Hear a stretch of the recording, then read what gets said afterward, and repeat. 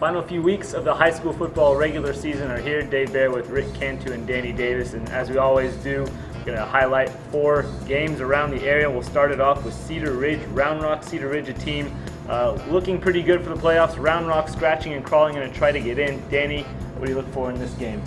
Earlier this week we talked about Round Rock, and they're 4-4, a lot of close losses, hadn't really beaten anybody yet.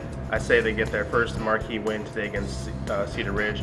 Round Rock has a lot of talent, a lot of D1 kids on their roster, but the kid that people need to pay attention to is DeAndre Story's running back.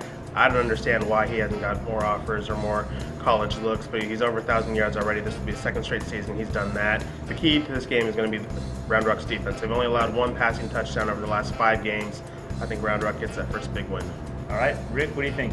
Round Rock's definitely the desperate team, and usually the desperate team wins in this situation.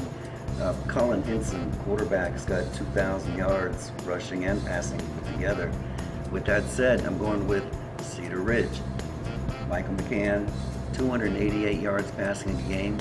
I hate to say it, it's going to be another close loss for the Round Rock Dragons. All right, the next game on our slate, the game of the week, maybe the game of the year in this area. Westlake, Lake Travis at Cavalier Stadium, 7:30 kickoff. If Lake Travis wins, they win the district, but Westlake has something to say about it, and they can kind of force a 3-way tie. Rick, we'll stay with you. Who do you like in this one and why? Well, Westlake has got a 5-game losing streak against Lake Travis that before the season they were guaranteeing that they were going to win this game. Sean Nixon, this is an amazing stat. I've got my calculator out. 13% of the time he carries the football, he's in the end zone. Wow.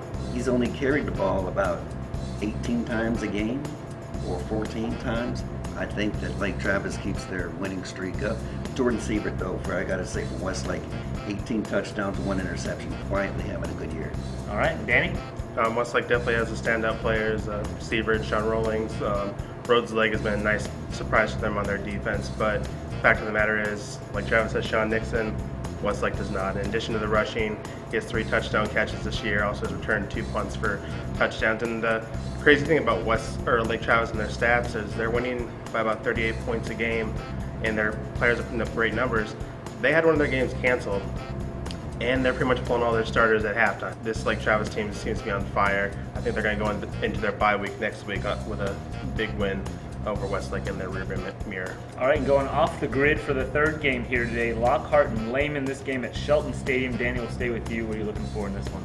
Lehman has had some ups and downs in district play. Their defense has given up about 40 points a game. I'm going to pick Lehman to win this game, but we need to start there with that defense. It needs to get better. If they're going to beat a Lockhart team that likes to run the football, that Lehman defensive line, their linebackers are going to step up. Jeremy Schlab, their quarterback, he needs to step up alongside his defensive teammates, and I think they're going to do it against Lockhart. But I expect it to be a fun game. Lockhart seems to always be in these really tight games, and I expect this to be another one. Okay, Rick? I'm going with Lockhart, but it's not going to be a surprise how they're going to do it. They run 91% of the time, according to my calculator. 4 guys have rushed for 400 yards. Curtis Hawkins, a name we don't say very often, he's got 766. The thing I don't like about Lehman is they only score 17 points a game, so as well as the defense has to step up, like Danny said, the offense has got to step up because they're not going to win a lot of games with just 17 points. I'm going with Lockhart.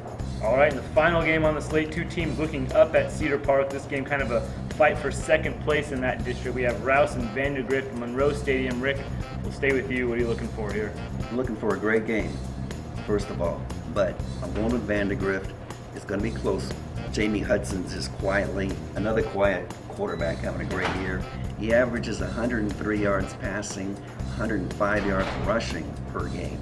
I just like the way he's playing. Rouse does have 4 players that have more than 400 yards rushing, so they're going to keep it on the ground, but they've had some key injuries, and Billy Ray McCrary has had this hamstring for most of the year. I think they're a little hamstrung on this one. Oh, I see what you did there. Hamstrung.